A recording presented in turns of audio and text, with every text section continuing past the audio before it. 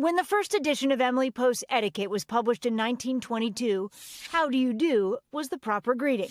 There were instructions on when to bow, ladies go first, and how to sit, don't sprawl at length.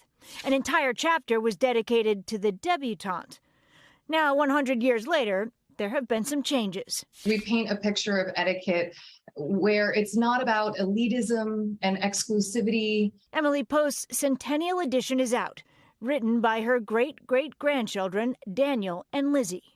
When you look around, where do we need the most help? Communication is definitely a place that we need the most help. We really talk about thinking about our language and does it serve us well? How does it impact the people around us?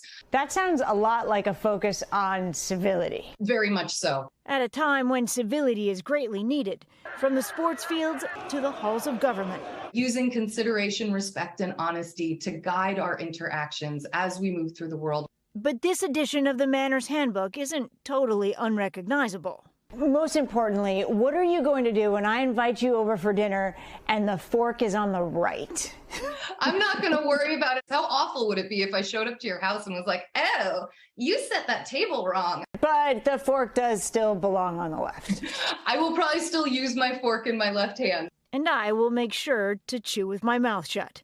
Stephanie Gosk, NBC News. Thanks for watching our YouTube channel. Follow today's top stories and breaking news by downloading the NBC News app.